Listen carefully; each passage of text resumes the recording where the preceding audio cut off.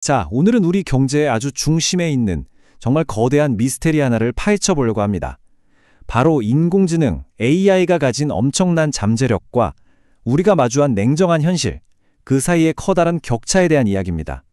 한편에서는 AI에 대한 기대감이 뭐랄까 거의 천문학적의 수준입니다. 세계적인 컨설팅 회사 맥킨지는 AI가 매년 만들어낼 수 있는 잠재적 가치가 무려 4조 4천억 달러, 우리 돈으로 6천조 원에 육박할 거라고 예측했습니다. 정말 어마어마한 숫자죠. 그런데 말이죠. 다른 한쪽의 현실을 보면 분위기가 완전히 다릅니다. 경제 성장의 엔진이라고 할 수 있는 총요소 생산성 지표를 한번 보세요. 기술이 얼마나 발전하고 효율성이 얼마나 개선됐는지를 보여주는 건데 실망스럽게도 거의 제자리 걸음만 하고 있거나 오히려 떨어지고 있죠. 우리 주변을 보면 AI 기술은 정말 어디에나 있는 것 같은데 왜 경제 전체의 성적표에는 그 효과가 전혀 나타나지 않는 걸까요? 바로 이게 그 유명한 AI 생산성 역설이라는 겁니다. 오늘 우리는 이 미스터리를 풀기 위한 두 가지 핵심적인 이론 한번 깊숙이 파고 들어가 보겠습니다. 자, 첫 번째 가설입니다. 이건 낙관론자들의 주장인데요. 아주 간단해요. 그냥 좀 더 기다려보자는 겁니다. 아직은 시간이 더 필요하다는 거죠. 이분들은 AI를 단순한 신기술이 아니라 증기기관이나 전기 같은 범용 기술로 봅니다. 이건 정말 드물게 나타나는 사회 전체를 뿌리부터 바꿔버리는 그런 강력한 혁신을 말하는 거거든요. 이게 재밌는 게 역사에 아주 딱 맞는 사례가 있어요. 바로 전기입니다. 전기가 발명되고 나서 진짜로 경제 전체의 생산성을 끌어올리는 데까지 무려 40년 가까이 걸렸다는 사실 알고 계셨나요? 왜냐하면 그냥 전기만 들어온다고 끝이 아니라 사회 전체가 공장 설계부터 일하는 방식까지 모든 걸 전기에 맞춰서 바꾸는 그런 보완적인 혁신이 일어날 시간이 필요했기 때문이죠. 낙관론자들은 바로 지금이 전기의 그 초기 단계와 똑같은 실행 지연 구간이라고 주장하는 겁니다. 실제로 AI 기술을 업무에 완벽하게 통합해서 재개로 활용하고 있는 기업은 전 세계적으로 아직 1%에 불과하다는 거예요.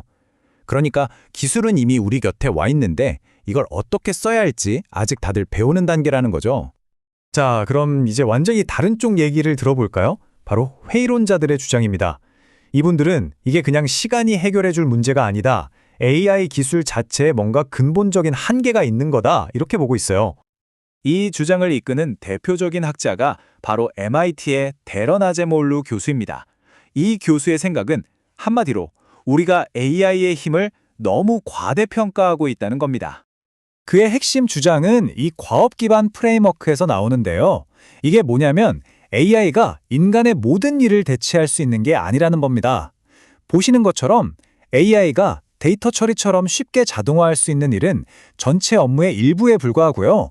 창의성이나 공감 능력, 복잡한 문제 해결처럼 자동화하기 어려운 일이 훨씬 더 많다는 거죠. 그러니까 AI가 할 수 있는 일의 범위가 생각보다 좁기 때문에 이 모델에 따르면요.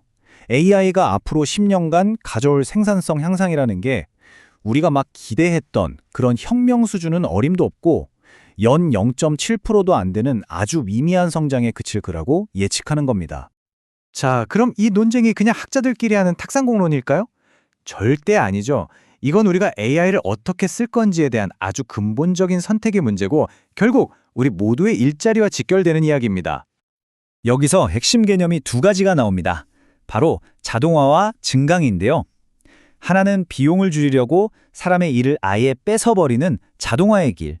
다른 하나는 AI를 도구로 써서 사람의 일을 더 잘하게 새로운 가치를 만들게 돕는 증강의 길입니다. 우리는 지금 이 갈림길에 서 있는 거예요. 그런데 아제모룰루 교수 같은 비판가들은 지금 우리가 가는 방향이 좀 잘못됐다고 지적합니다. 새로운 가치를 만드는 증강보다는 당장 돈 아끼는 자동화에만 너무 심하게 쏠려 있다는 거죠. 이걸 잘못된 방향의 혁신이라고까지 불러요. 이게 그냥 먼 미래 얘기가 아닙니다. 당장 우리나라만 봐도요. 한국은행 분석을 보면 무려 341만 개의 일자리가 AI 때문에 사라질 위험이 크다고 해요. 특히 AI가 사람을 돕기보다는 그냥 대체해버리기 쉬운 그런 직업들의 위험이 집중되어 있다는 거죠. 자, 그럼 이쯤에서 다시 처음 질문으로 돌아와 보죠. 이 미스터리, 대체 어떻게 풀어야 할까요? 여러 증거를 종합해보면 이 생산성 역설이라는 게 그냥 기다리면 저절로 해결될 버그 같은 게 아닐 수도 있다는 결론에 이르게 됩니다. 이게 왜 그러냐면요. 한번 보세요. 개별 기업 단위로 쪼개서 보면 AI는 분명히 생산성을 높여요. 실제로 콜센터 직원의 생산성을 14%나 올렸다는 연구도 있죠. 근데 이건 주로 단순 업무를 자동화하고 업무 강도를 높여서 얻는 결과거든요. 당연히 회사는 돈을 더 벌겠죠. 근데 문제는 그렇게 번 돈이 직원들 월급 인상이나 노동시간 단축 같은 혜택으로 이어지지가 않는다는 겁니다. 그러니까 기업만 돈 벌고 사회 전체의 파이는 커지지 않는 그런 상황이 벌어지는 거죠. 이걸 한 문장으로 요약하면 이겁니다. 한 회사의 이익이 늘어나는 게 사회 전체의 행복으로 직결되지는 않는다는 것. 이게 바로 이 역설의 가장 아픈 핵심입니다. 결국 이 모든 이야기는 우리에게 아주 중요한 질문 하나를 던지고 있습니다. 이 엄청난 기술을 어떤 방향으로 쓸 건지는 정해진 운명이 아닙니다. 이건 순전히 우리의 선택에 달려 있어요. 우리는 계속해서 비용 절감만을 위한 자동화의 길을 갈 건가요? 아니면 인간의 잠재력을 키우고 새로운 가치를 만드는 증강의 길로 혁신의 방향을 틀 것인가? 그 선택은 바로 우리에게 달려 있습니다.